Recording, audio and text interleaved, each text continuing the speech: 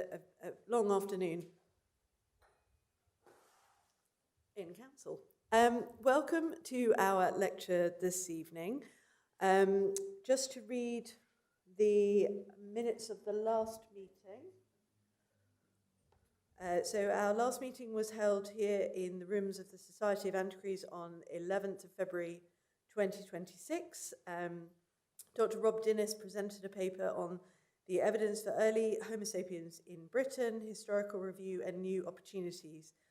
Questions were asked by Letty Ingray, Kate Starling, Stephen Butt, Jennifer Taylor, Matt Pope and Casson Holland. The President and the membership thanked the speaker and the meeting ended at 6 p.m.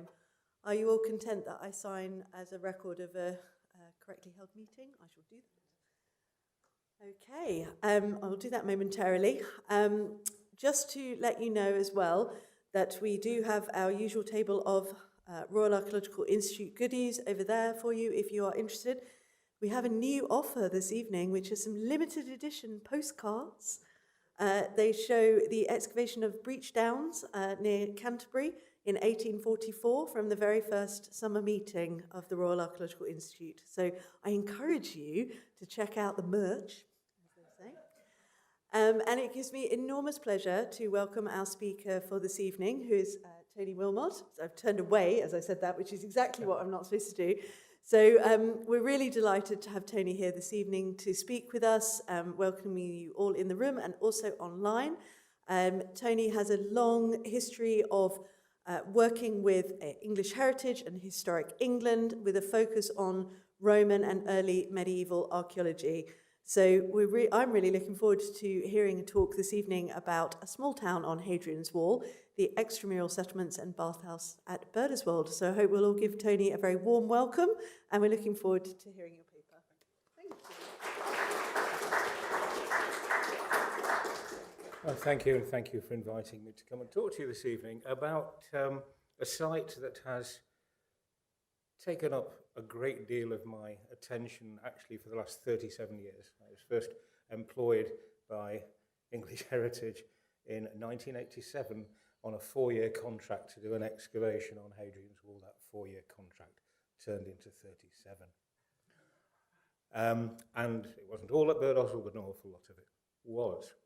The last excavations we did at Birdoswald is highlighted there with a circle around it on Hadrian's Wall. The last work we did there was a 5-year program between 2020 and 2025. Actually, obviously for obvious reasons, a double season in 2021 on the extramural settlement and the providential and accidental discovery of the Bathhouse, which we absolutely did not know was in the place we found it. And what I want to do this evening, first of all, is to have a look at what we knew about Birdoswald before that excavation, then have a look at what we knew about extramural settlements on Hadrian's Wall before that excavation, and then go into the results of the work itself. So, Birdoswald there on Hadrian's Wall, in Wall Mile 49. It's the first fort at the eastern end of the turf wall sector of Hadrian's Wall. As you probably all know, the western end of Hadrian's Wall is first built in turf and then rebuilt under Hadrian, and begins to be rebuilt under Hadrian in stone towards the end of Hadrian's reign.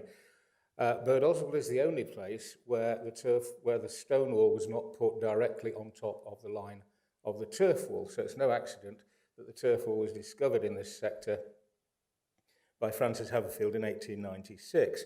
And on this plan we see the turf wall in yellow, the line of the turf wall, the fort then placed during what we call the fort decision over turret 49A, straddling the linear barrier, and then towards the end of Hadrian's reign, the turf wall replaced in stone wall on a separate alignment, different alignment, butting up against the corners of the fort, and we'll come back to that sequence later.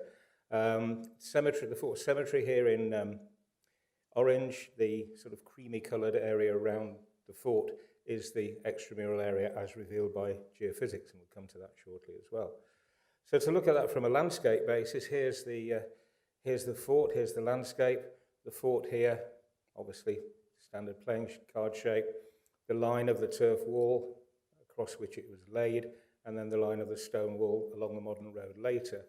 This area here is this area above the woodland here is the cemetery, and it stands on a cliff, a spur, if you like, over the River Irthing below. The excavation history is quite long and is concentrated largely within the fort. Now, this is the excavation in 1929. It's a very famous excavation. It's the first excavation done in any fort on Hadrian's Wall with regard to trying to establish a stratigraphic sequence, and the sort of four-period system of Hadrian's Wall developed from this. Lots of well-known people on this photograph that I might just point out. The only one missing is Sir Ian Richmond. So Sir Ian Richmond took the picture, pretty self-evidently. The chap in the hat on the left is the young Eric Burley. Facing is the great wall archaeologist F.G. Simpson, and sort of in +4 standing slightly off there is the great epigrapher R.G. Collingwood. So all the lads were there in 1929, digging basically a barrack within the fort. After 1929, the next major excavations within the fort were our own, 1987 to 92. They're in purple, coded in purple on the plan. And then 1997 to 1998, among the modern buildings, when the modern buildings were laid out as a new visitor centre, and we took up all the floors and all the courtyards of the farmhouse and excavated underneath. That excavation revealed two phases of the Praetentura. We have the Hadrianic phase there and the Severan or early 3rd century phase. The surprise discovery of the Basilica exercitatoria, the Basilica, as Vegetius put it, for military exercise in training in wet and windy weather. That's what Vegetius says, and this is Birdoswald in North Cumbria. There's no shortage of wet and windy weather. Those areas were, of course, truncated by the modern buildings, so nothing later survived. The earlier excavations, the 1987 to 92 excavations, concentrated largely on the area of the West Gate down here, the granaries of the fort just here. That area of the Praetentura was under these buildings here. In fact, that Basilican building lay pretty much under the farmhouse. The top corner of it protruded into these excavations. Now, the history of the granary excavations has become fairly notorious, in fact, because what we're proving here, if you imagine that the Hadrianic and Severan Praetentura is truncated, this area is carrying on the history, the stratigraphic history of the fort. This is the south granary. We lifted the floor, the stone-flagged floor, and excavated all these areas beneath that, in between the sleeper walls that held up the floor. So the floor actually had been lifted in antiquity, deliberately backfilled, and then the floor relaid. We obviously went through the reverse process. Stone floor relaid around 350. We know that because there was a good sequence of coinage which ended with feltem reparatio coinage of 348. And there was absolutely nothing later. After that, it was sealed by the relaying of the floor, so it was a completely sealed deposit. The same was not true. Oh, yeah, that's a bit of a surprise. It's in the wrong place. Doesn't matter. Number of inscriptions around the fort. This one is from the East Gate. It was found during the excavations of the walls of the exterior walls of the fort in 1855, and it dates to 219 under Elagabalus, Governor Modius Julius, and it records our only known cohort, only known garrison, cohorts prima aelia decorum, the first cohort of Dacians, sort of Hadrian's own. And these are the garrison that we know were there from the Severan period. Actually, there's another inscription of them building those granaries, right the way up through to being recorded in the end of the 4th century in the Notitia Dignitatum. And one of the cool things about the granary inscription, this one, is the depiction of this thing, this curved Dacian falx, this classic weapon of the Dacian tribes that you see here, also in this relief of combat between the Dacians and the Romans of the Tropium Traiani in Romania. It's a triumphal monument at the end of Trajan's wars in Dacia. Anyway, that was a little addition. The North Granary, well, actually, here's the granary building inscription, very badly worn. And there again, you see this falx, this sword. Actually, this inscription was one of two that were found in 1929 in that barrack block, and that little group of eminent people doing a sort of offering to fortune at the beginning were unknowingly standing on these inscriptions.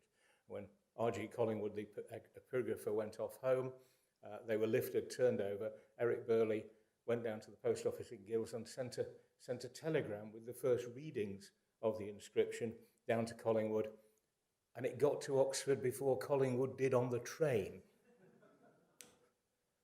Better than email. Anyway, in the North Granary, the roof collapsed after about 354, so about the same time as the other granary was being backfilled, and the building was then robbed. Logic suggests that the inscription here was robbed at that time. The building inscription came from this granary. It was reused in flooring, which dates to the later 4th century, so you're getting further on. And actually, this granary was used as dumping ground. The area under the floors was used as dumping ground throughout the 4th century.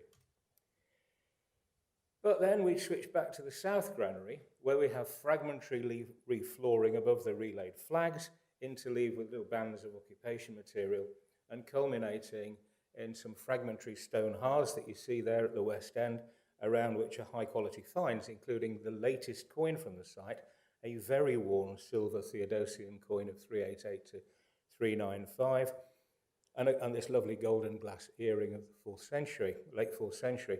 So we're getting right the way up towards breaking into the 5th century, even from this reuse of this building. The reuse of the building, a long, narrow building with a hearth at one end with high-quality finds dropped round it, I considered, looked a very great deal like other hall buildings, feasting hall buildings, in the environment in the immediate post-Roman period.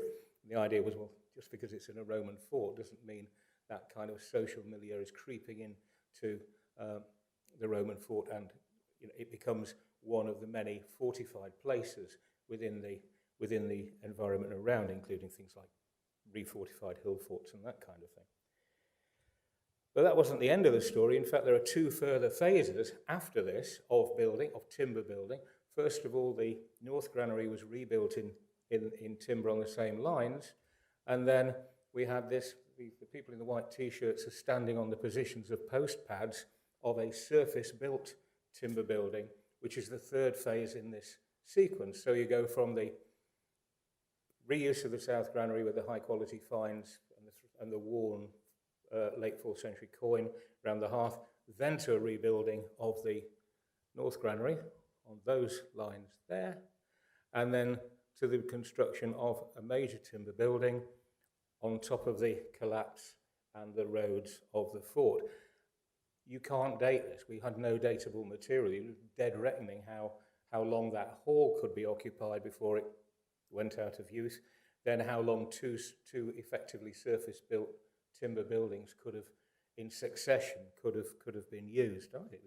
Certainly going right through well into, indeed, even beyond the 5th century. That's the plan of the building. All those surfaces drawn, and in fact it was the process of the drawing of those surfaces that enabled us to recognise this big surface-built structure. So that's inside the fort. We know from excavating now 21% of the fort interior. We've got a good idea of dating. We've got an idea of phasing. We know it runs off way into the late Roman period, the end of the Roman period, soi-disant, and beyond. But what about outside? What about the extramural settlement? What's the history of discovery there? Well, first of all, Francis Haverfield who discovered the turf wall of Hadrian's Wall in 1896, just a couple of miles down to the west of Birdoswald, spent many years trying to understand how the turf wall fitted into the story of the turf wall, stone wall, fort, and the vallum, this great earthwork that went round to the south of the fort. And he tries to trace them. He finds the turf wall ditch underneath the fort. He finds the line of the turf wall running through here, as we showed you on the slide earlier on, the line of the vallum. But the only thing he found in the way of structures was in the field known as Chapel Field. I wonder if that's, a Roman building or a very much later building. There's no dating evidence for it. Anyway, he finds that, and he finds a stone drain. That's all he finds in the way of any sense of occupation outside the fort itself. 40 years later, Richmond is doing exactly the same thing. He's trying to find the relationship between turf wall, stone wall, vallum, and fort. He does start finding things outside. He does a lot more excavation. So here at the principal east gate, he finds the remains of later walls in the annex, as he puts it. So he's finding a few lines of stone walls in his trenches out there. Importantly, he finds deep drains down here. Remember those, we'll come back to them. And this stone building. He describes it a good building, 20 feet square, having walls 3 feet thick, and going down 13 courses of masonry. Now, 13 courses of masonry is very, very deep, or very, very tall. And of course, this is covered, it's flat field that we're looking at here, and he's digging this out. He is then inundated with water. He's flooded out, it defeats his pump, and he gives up, having excavated, as we later found out, a very, very small proportion of this building. This business about depth, we also know, because he found this thing he called a morass in the middle. He found the fact that Birdoswald had been was built on a piece of inconvenient ground, so it had to be built sort of terraced up in two directions from a low point at the bottom, within which was this sort of basin mire. So to build the fort, they had to drain the basin mire, clear the vegetation which was around it, and then build the fort. And the back wall of the Principia, which you found here, was 15 courses high. Again, I mean, at least there you can see an earthwork in the field. You can see the Principia, 15 courses high, but down into the depths of this deep slack in the middle of the fort, this site of this Birdoswald morass. Of course, he didn't bother drawing or taking photographs of either of these structures. So, you've only got the text saying this one's 15 courses, this one's 12, 13. He also trenched to the south of the fort, Simpson with Richmond, in 1932, finding a number of things. He found, this is the plan, and this is a coloured up plan that we did when we did further excavation here. The areas where the features are in red. We did further excavation to try and tighten up on the dating of these features in 1996, partly in response to the idea that some of the cliff was going to go over the edge.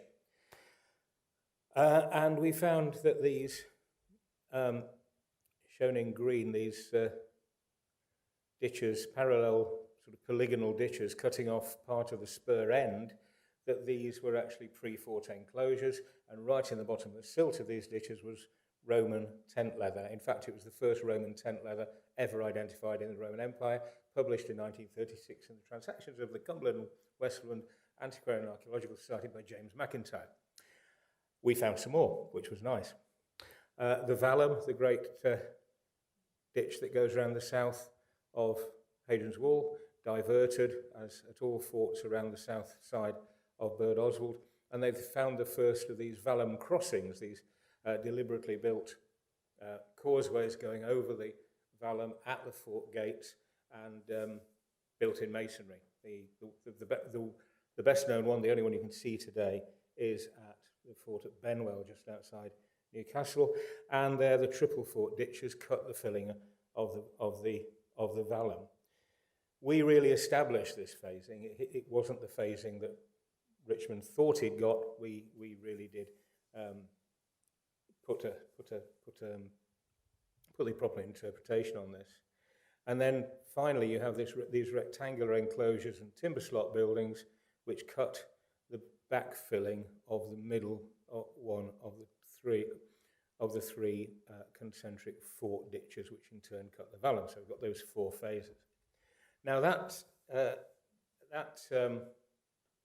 settlement, those timber buildings with that little rectangular enclosure enclosing some of them, definitely dated. We could definitely date to the 3rd century. When Simmons and Richmond excavated there, they found this particular form of pottery, which had also been found at Housesteads. So it became known as Housesteads ware, although it was first found at Birdoswald. I take exception to this. It should be called Birdoswald ware. Anyway, this has. They originally thought it was native. We now know that although locally made, it has antecedents in Northern Europe. It's a Frisian style of pottery. The odd thing about this is none of this particular ware was found within the fort walls. Only found in association with these timber buildings on the spur end. And actually, through excavations in 1850, the south gate had been totally blocked in antiquity. So this area was actually cut off from the fort by the fact that the gate was blocked, and it had its own sort of pottery. This is very strange, and it suggests that you might have a irregular Frisian unit, perhaps, who are living in that particular area, using buildings of the kind that they would use in the homelands and using pottery of that type as well. Jerry Evans and I have postulated this in print. Now, Housesteads ware also comes from Housesteads. This is the extramural structures at Housesteads excavated in the 1930s. This is where Housesteads ware was identified as this strange sort of Frisian material, so called because of Frisian antecedents, but importantly because they had Frisian units recorded in epigraphy at Housesteads. You can see I've highlighted in yellow there the Cuneus Frisiorum on that altar.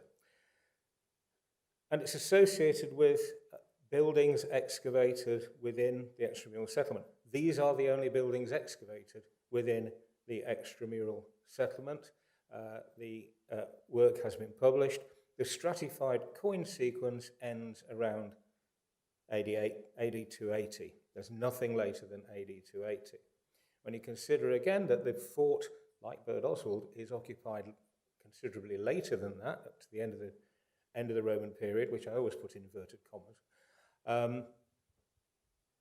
The stratified coin finds ending in 280. Well, is that just just a thing that's limited to Housesteads? It's just a thing that's limited to perhaps a short use of these particular buildings? Well, we shall see. So this was the only extramural area excavated at Housesteads. This is the Housesteads landscape.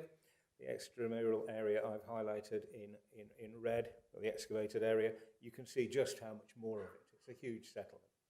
You can see simply from the earthworks, from the landscape, that it's a huge settlement. So does it go on later elsewhere? Go on later elsewhere within the settlement? The other fort that's been where extramural settlements have been, extramural structures have been excavated is Vindolanda, which is south of Housesteads, off Hadrian's Wall. These were excavated from the 1970s right up to 2008. Vindolanda considers it to be about 60% of the total built-up area.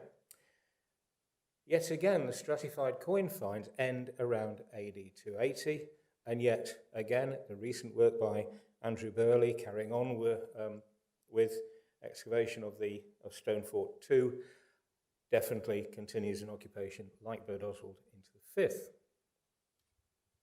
That's Vindolanda, Stone Fort 2, and these extramural structures out here, including the Fort Bathhouse up there. Again, we'll come back to that. So basically, how says Vindolanda, a few of the tiny trenches are what we knew about extramural areas to the Roman forts on Hadrian's Wall and in the immediate area of the Roman military north, until geophysical surveys started taking place on a wide scale. The first of these surveys to show the massive extent of these settlements was at Birdoswald. The best known, however, is at Maryport on the Cumberland coast. And if you compare a few images here, in 1900, that's what was on the left was, it is on the left as you look at it, yes, was known from excavations by 1900. 1992-93, the Royal Commission did earthwork survey, and that was the result. And then, of course, Biggins and Taylor, 2000-2004, did geophysical survey, and this was the result. It's a very famous geophysical survey. There is the fort, there, and there in this drawn-up interpretation.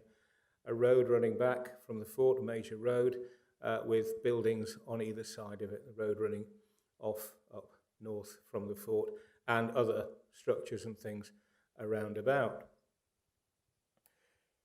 In 2013-24, in sort of 2011 to 2015, two excavations designed to examine all of this were undertaken.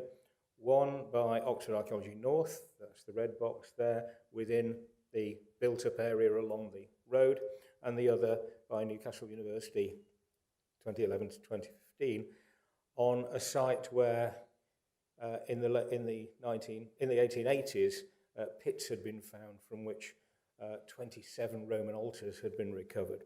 So this was the Maryport 2013-2014. This is the Oxford Archaeology North excavation, directed by John Zant.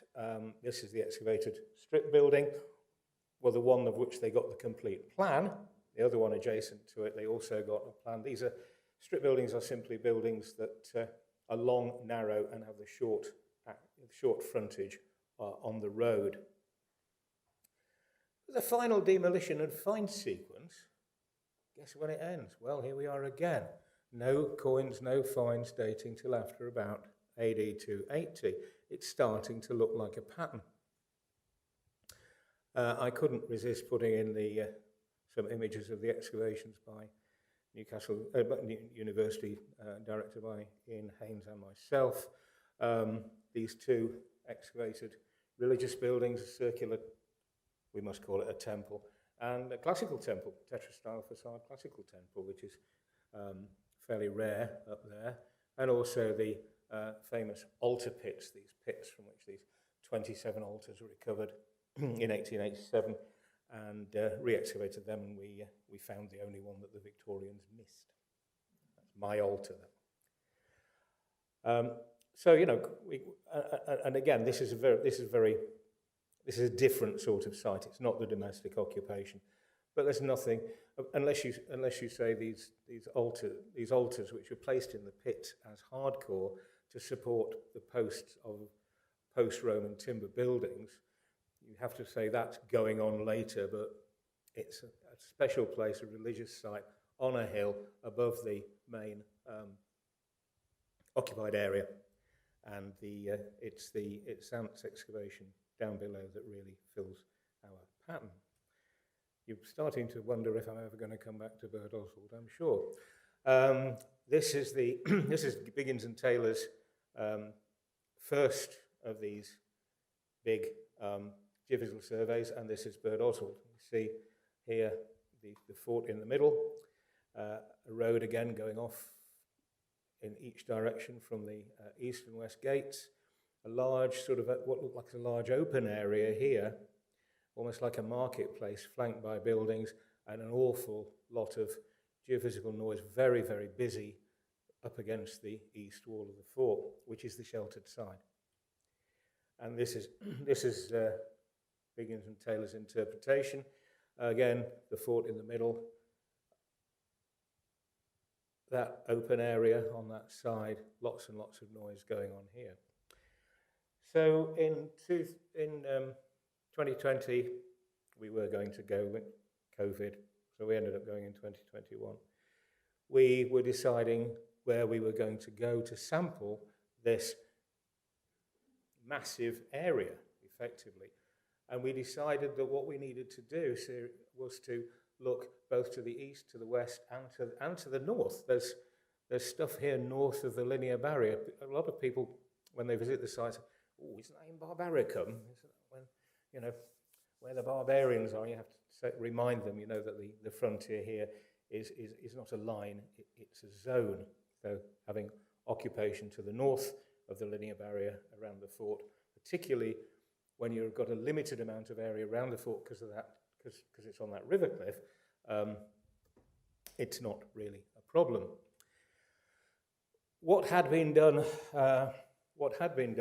in the area was an evaluation by Time Team in 1999. This was the first examination within that geophysical survey, and there was a little evaluation within the western extramural area, and also an evaluation on the cemetery in 1999.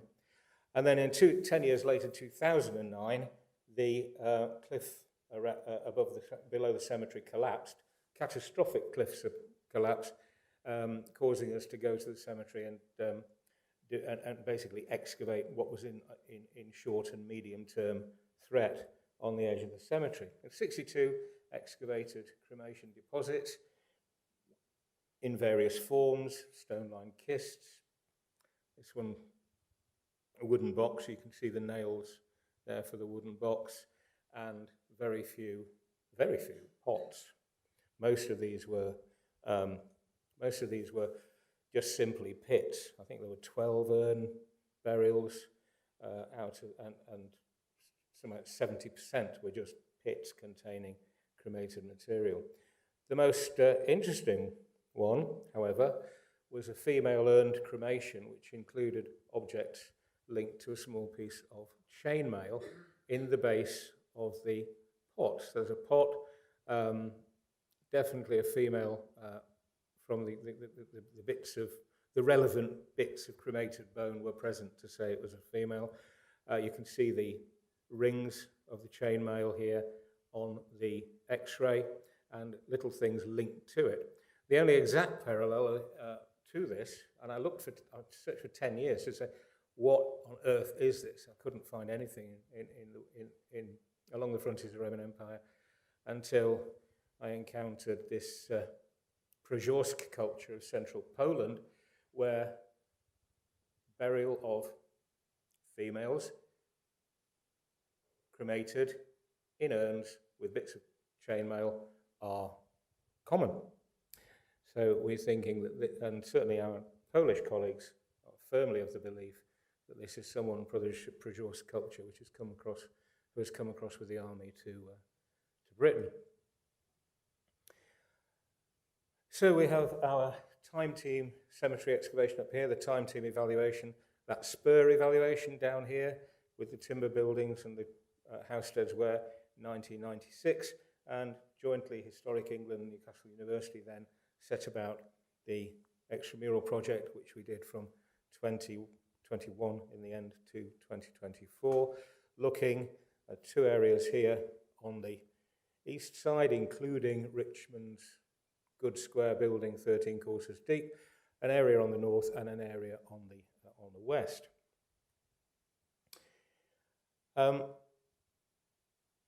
Looking east, the only thing we knew, we've got the geophysical stuff there. I've just superimposed this on Haverfield to say, yep, there was a stone drain up there and there was the Chapelfield building here. That's all we knew of it. We wanted to examine that's on angle deliberately, you'll see why. Examine Richmond's good building 20 feet square. We wanted to examine, first we've got to locate it. And actually, we wanted also, I'll come to that in a minute, there were two possible areas on the geophysics which might have been Richmond's building.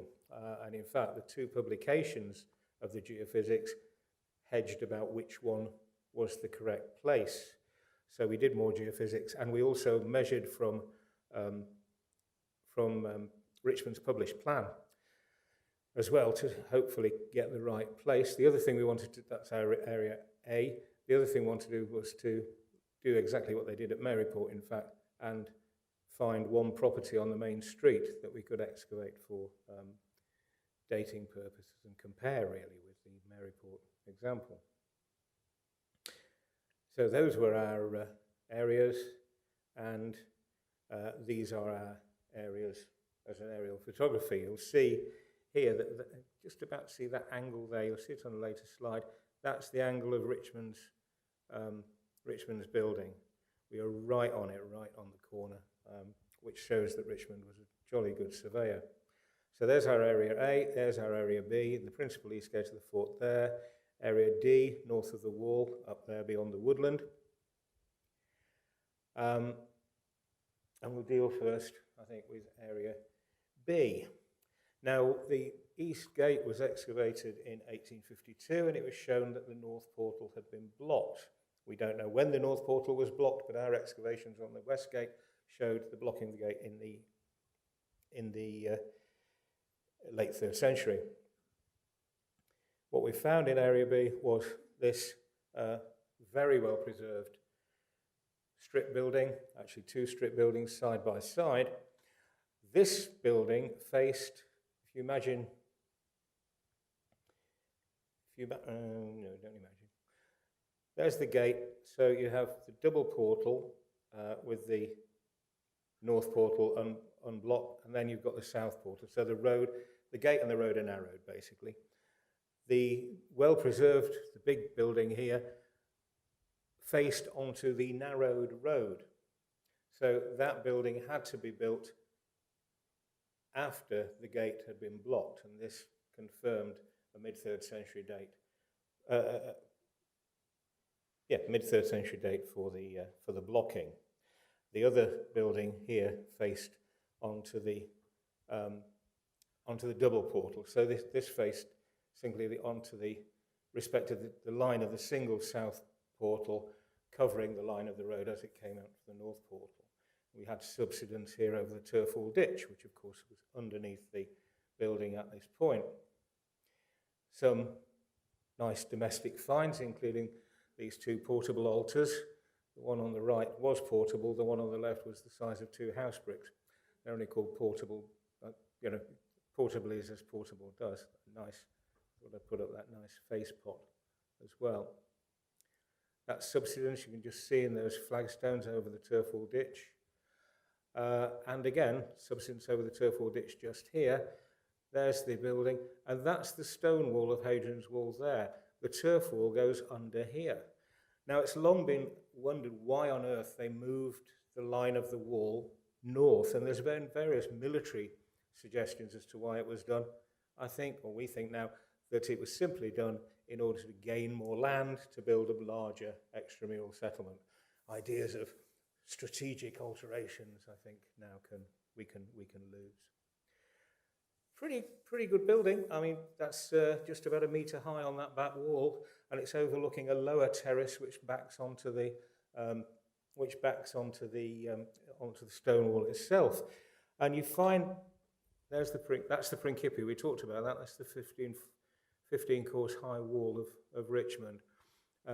There's the agger of the narrowed road running from the south portal. It's on the line of the turf wall ditch going under our buildings there. And this line of earthworks here is actually the rear walls of buildings facing onto that road. So this is planned. These are planned in terraces. We're looking at planning in this extramural settlement. That planning has to be run by the army, by the commander of the fort. Our area E to the west was planned to cross the apparent open area between areas of activity. Here it is, and you can see from this how far away it is from the fort. It's a long way from the fort. This is a big settlement, very big settlement. I mean, my title, Small Town, is apt. This is July 23. Vertical image shows our open area or road in the middle there quite clearly, our potential broadening that looks like a marketplace along that road, and then both to the north here, stone-founded buildings, probably timber upper works, but stone-founded buildings, strip buildings facing onto that open area, the same here. And fortuitously, this white material here is actually the base of the fabric of the turf wall. So it was nice to get that and to get the line of that as well. Industrial features, we think. Not sure what these burned rectangular things were, but certainly within our buildings, we've got nice detail like these joist impressions, these carbonised little just impressions of floor joists there on the gravel. So that was the east. That was very, very satisfying there on the west side. North side, well, we were looking at the trying to find what was represented by Biggins and Taylor's geophysics. It was very, very difficult to find, and there's our area D. Again, distance from the fort. I think it's important for us to appreciate that. And here it is. Here's our area. It's basically clay sills for timber-built buildings, ditches. There you see that clay sill for a timber building above. Land division ditches there. Smithing hearths, industrial waste. We found the use of coal as a smithing fuel and a lot of cultural material. Just because the structures are fairly poor doesn't mean they're occupied, and there's a lot of cultural material here. So you see that on this working slide, this is a clay sill to a timber building, and that's the entrance to it. There's a ditch around this one and another clay sill coming in there.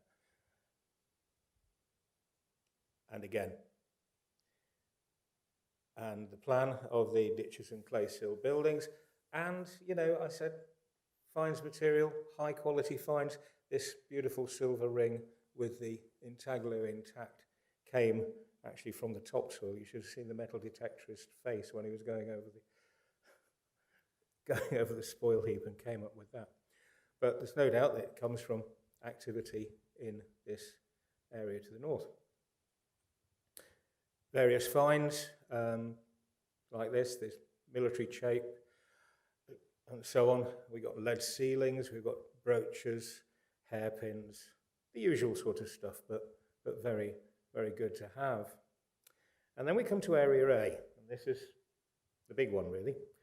Area A was Richmond's building, there it is, and we, by taking one of the geophysical traces and measuring from Richmond's plan, we hit it right on the edge of our trench. This wasn't broadened, this is first cut. This wasn't cheating. So we've got the Richmond building here, and we've got also this other series of buildings, square building with a sort of semi-apsidal structure going on here, a large open space with a few slots cut through it.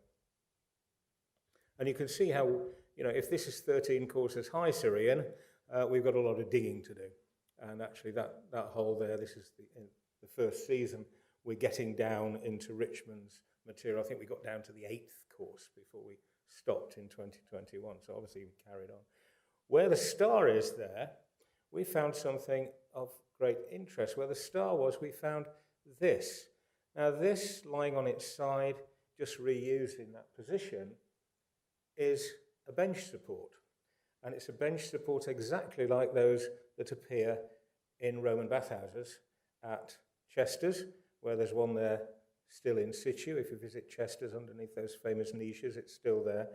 And these 3 sandstone ones that were found in the bathhouse at the Antonine Wall Fort at Bear's Den. So this was sort of tickling your idea about, are we looking at something fairly important, fairly monumental? Also, in that first season, this section here, alongside the building, 75 centimetre deep deposits of black charcoal, ash and soot just dumped layer upon layer upon layer outside this building. What's going on there? Particularly as we have a box flue tile fragment and these spaces, these ceramic spaces, which exist to create an airspace between wall and wall facing, if you like, an airspace to allow hot air to rise from a hypercore system. So we've got bench support, flue tile, and other aids to cavity walls for ice and for a bathhouse, and all that black material. And then we started getting these. There, the red star, there, the blue star. There's another one down here, which I'll show you in a second. What these are iron water pipe connectors. These are rings that connect segments of wooden water pipe. All you get when the wooden water pipe disappears is a narrow trench. That's the yellow arrow, and along the narrow trench you get every now and then one of these iron water pipe connectors. Fairly well attested, but not on Hadrian's Wall and not in the military north. There's the last one there, the final surviving iron ring, and then you get a lot of disturbance here. But you see where it's heading. It's heading directly to Richmond's building, where we also have the ash and soot, and we also have the ceramic building material related to hypocausts. By this point, we think, yep, we've got some aspect, some part of the bathhouse. Here's the iron water pipe collars, conservation images, and you can see they're sort of biconical with a ridge in the middle, which would be the stop ridge. Sharp edges at each end, if you like. You bang one in, and then you bang another wooden water pipe on top of it, and that goes against the stop ridge. And you've got here the mineralized wood from 2 adjacent segments of water pipe, effectively. So here's a reconstruction with the original iron collectors from the Saalburg Museum in Germany, and one there from the Bank of England site, 1923, and also here from the National Museum of Luxembourg, where we also have these ceramic spaces with their T-shaped iron nails that operate with them. So these are all, so that tray, if you like, in the National Museum of Luxembourg is all about water supply and heating. So 2022 excavation, we're starting to get even further down. I think we're down 10 courses there. You can count them at that end in Richmond's backfill, but it's an awful lot more stuff to remove before you get the whole depth of that particular chamber. And where I've just put the yellow arrow coming over that little bit of stone wall at the bottom of the slide, other side of the yellow arrow, we are definitely into something bathhousey, because we're into a hypocaust with a couple of pili there, and even a displaced complete box flue tile. So if you look at a montage of 2021 and 2022, this is what it looks like with the water pipelines superimposed. So our little hypocaust room there, Richmond's building, which isn't square, is it? Like you thought it was. And these other structures here, for which we don't have a function. They're somehow part of the same complex, but we don't know the function. We never did find the function of those buildings. So that's 21 and 22, 21 and 23, and we've got this. We've really got it. We have our water pipe slight lines coming on here. Within the building, we have the flue coming through here to the hypocaust. This black material here, which is what Richmond got down to, was the ash rake back from the flue, which had obviously been then bucketed out, basically carried out through there and dumped behind the building to form our early observation of these ash and charcoal dumps. Yeah, I had to put this in. April 2024. 9 months of persistent rain, wettest winter on record. Yeah, getting that horrible green slime out and thinking, we are never going to. We're due to be on site in June. It's the end of April. So I was just going out there every day, pumping, clearing up the green slime. I've got 2 nice volunteers who used to come out with me. But that was probably the worst job in 37 years with the English Heritage. I just had to show it, just to show some suffering. Anyway, it worked. By the time we'd pumped it all out, by the time July came along, we were there. We were into the building. We got happy, smiling students, bottom left there. Another very happy, smiling student in the extension to the hypocaust room, and the flue here between what we now were discussing as the stoking chamber and the actual hypocaust. So this shows the 2024 excavation completed. We extended the hypocaust area here. There's the flue. Here is the stoking chamber. But what they've done before building this is groundwater drainage. So you don't really see it here, but these flagstones here are in a metre deep groundwater drain. Those are cover slabs for a metre deep groundwater drain, which is draining underneath the stoking chamber, through the wall and under the wall and underneath the stoking chamber. So they're keeping it dry. This is a phenomenal piece of infrastructure, getting this drain in and then building this building. As it is a bathhouse, there will be big drains. The drains coming out the other side of the bathhouse, taking out wastewater. You've got 2 aspects of water management here. You've got the water coming in the water pipes for the bathhouse, and the water you don't want going out because it's groundwater. You want it out on the other side. You imagine that the wastewater from the bathing establishment will be joining the groundwater in linked drains. See, we didn't get that.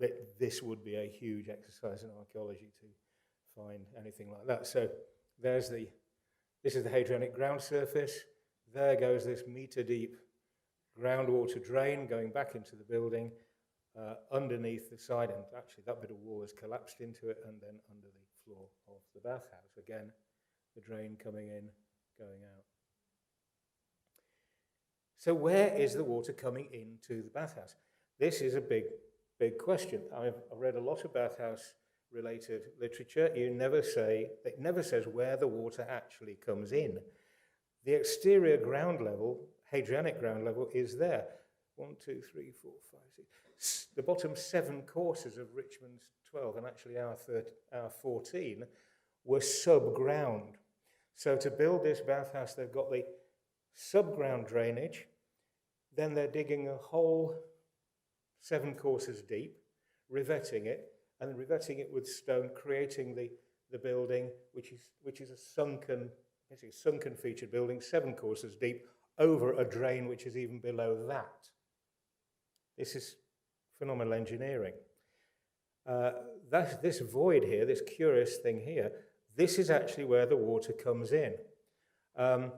Here we have this little box situation here, and the water from the pipeline is coming into there and dropping into the bathhouse through that feature there. The only way you can do this is if the water's coming under pressure from an aqueduct, coming in, dropping, and then being taken back up to a boiler by siphon action. And that's what we think is happening. There's the water supply, there's the hole, water coming in, and then going up to a boiler by siphon action, we think. I'm going to have to speed up a bit. The flue itself, That's from the stoking chamber and from the hypercourse. The flue itself, this was sensational.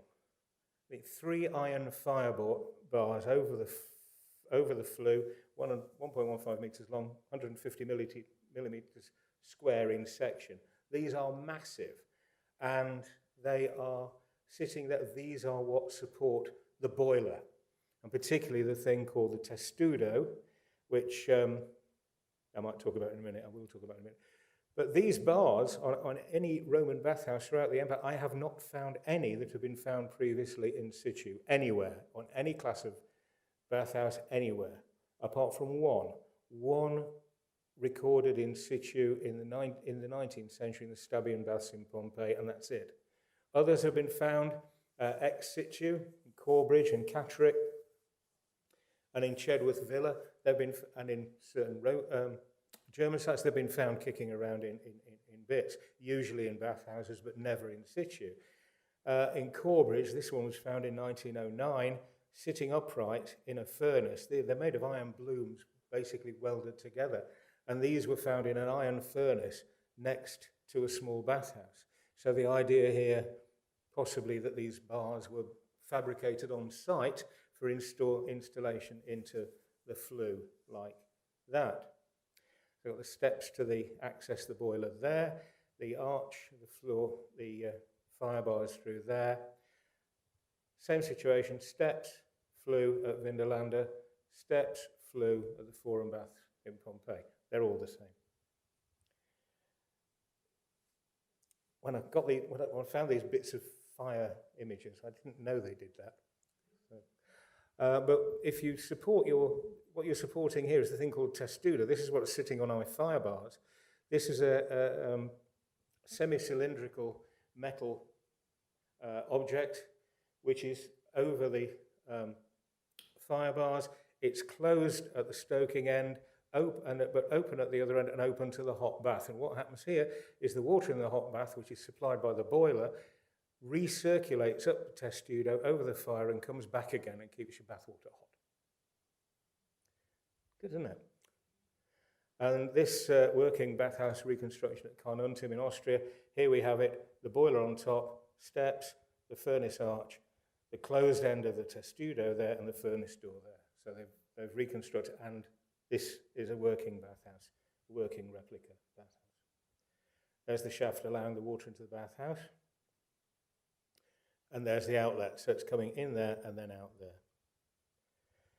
And obviously, the route of the pipe to the bathhouse. But where does the water come from? It's coming from the north, it's coming towards the bathhouse. Now, the bathhouse is here, and in a direct line within Hadrian's Wall, within the stone wall of Hadrian's Wall, there is this primary culvert. Now, this culvert, there's a man called... good friend of mine, Alan Whitworth, who was employed by English Heritage years ago to draw Hadrian's Wall stone by stone. All of it, both sides. He still says Hadrian paid his mortgage. No one knows drains and holes in Hadrian's Wall more better than Alan Whitworth, and he has told me many a times that there isn't another one on the whole line of Hadrian's Wall like this one. I think this is where the aqueduct comes in from the north, like the aqueduct known at Great Chesters. And you can see from the stonework that it's primary. That string course going right across the top is quite clear that this is primary within the structure of the late Hadrianic stone wall, and that suggests that our bathhouse is also late Hadrianic. At Wall's End, you can see this line here is the projected line of an aqueduct coming through Hadrian's Wall again from the north down to the recently discovered Fort Bass down here. This is Nick Hodgson's recent publication. Now, if we do have this, well, where is the aqueduct? Well, there's our area A, there's our bathhouse, there's our culvert. This is the modern road. Now, it's usually been suggested that the Roman road from the north gate of Birdoswald northward ran straight across this low-lying area, which is called the Midgehome Moss. Recently, a chap called David Ratledge has done this LiDAR work and shown this line here and suggested that this is actually the line of the road. Now, I can't prove it, but I'd rather have that as the line of the aqueduct than the line of the road. Give me some money and a machine, I'll go and prove it. So potentially, you've got the assumed line of the Roman road from the north gate. You've got the modern road running down here, this LiDAR feature here leading to the culvert and to the bathhouse. It does look, well, possible, I think. The final demolition of all these buildings and the fine sequence end AD 280. One of our aims was to try and say, yeah, actually these desertions in the later 3rd century of all the this idea that they were all deserted in the late 3rd century. No, we set out to disprove it, and we proved it. Now the next question, of course, is when we believed that these settlements were small around the forts, we could say that, yeah, okay, mid-3rd century, all the families and wives and all the rest of it, they all moved into the fort. And this was said. Once you've proved the size of these settlements, that they are effectively small towns, all of them, and once you say, actually, yeah, they are large and they are deserted at the end of the 3rd century, the next question, of course, is where did the people go? What is going on? We've got that question. We've managed to prove the east, south, west, and north of the fort. We have different things going on. We have zoning, potentially, going on. But that date, that late date, when we know that the fort itself, the fort within the fort walls, is going on beyond the 5th into the 5th century, that fort going on into the 5th century is set among the ruins of a former settlement, which is deserted a century earlier. What's going on? You know, what are the social changes in the Roman military north that is causing this? That is the question for the next generation of archaeologists on Hadrian's Wall. Thank you.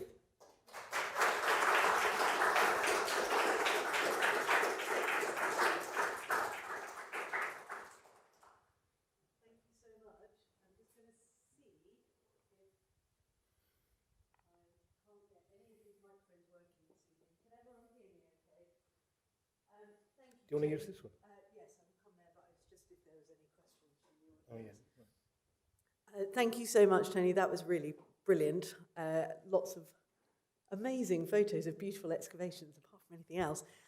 We have time for maybe 1 or 2 questions because we are sort of running towards the end of our time. Does anyone have any questions for Tony? Mark, do you want to shout out your question? I can shout out my question. I was very interested to see that the reproduction of the Haberfield plan, he called the site of Birdoswald Amberglana, Yes. whereas Richmond correctly put Camberglana.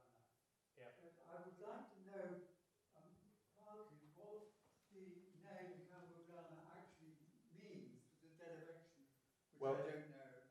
And also, perhaps you could give me the derivation of the name Birdoswald, which I also don't know. I can't do either, actually. Birdoswald, actually, in place name literature is... Birdoswald in place name literature, I have seen it referred to as a problem in place name studies. So we might leave it with that. As for Amberglana, Camberglana, of course, Birdoswald isn't either Amberglana or Camberglana. It is Banner, as proved by the 1976 re-evaluation of the Notitia Dignitatum on Hadrian's Wall. Demonstration that they changed. It wasn't like didn't you do that actually? No. The change in the appreciation that there was a name and a unit missing from the. That's something I may have written about. You did, yeah, you did that. So it isn't Camberglana. I'm sorry, I did that rudely because I think. Hang on a minute, that is actually marked. So we don't have to worry about it because Camberglanna can quite happily go to Castlestead and somehow relate to the Cam Beck. It also saves us something else because, of course, there was that idea that the northern King Arthur and Camberglanna was the site of the Battle of Camlan at the end of it all. So I can get rid of King Arthur, I can get rid of the last battle, and I can send all that to Castlestead, where it's been so little excavated that no one can prove otherwise.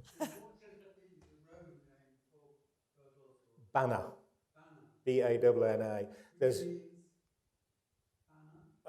I can't remember. I'm sorry, Mark. It's in Rive and Smith, anyway. Nip upstairs and have a look in a minute. That's all right. But there is once you did that piece of work on the Natisha, it made it clear why in 1821 an altar was found at Birdoswald, which referred to the Venatores Banieses, the hunters of Banner. And that idea that had been set up by some hunters that came from another fort, we can now say, no, it belongs where it was found, 1821. Yeah. Are there any further questions? One more from Chris? It is. Thank you very much. Fascinating. Is it just coincidence, time, or circumstances? The foundations in the A area looked much better quality than any of the other areas you excavated. They just look sharper. Well, they are. I mean, I think that's, the army building a bathhouse.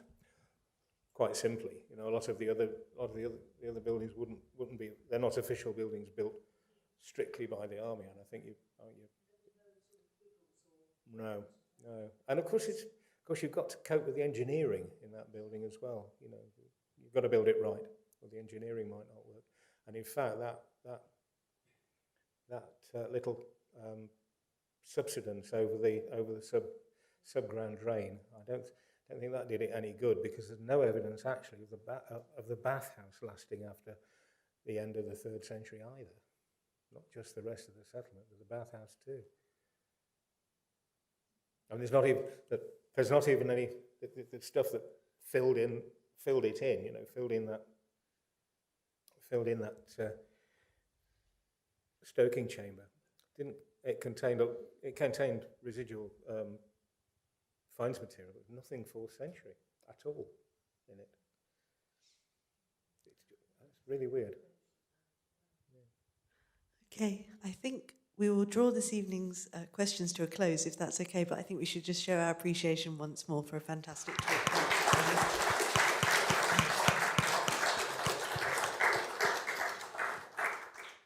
So we look forward to seeing you all, as many of you who can make it, at next month's lecture, which will be by Letty Ingray from Archaeology South East, looking at some Paleolithic excavations in Essex, I believe it is. So thank you all for coming. Have a lovely evening.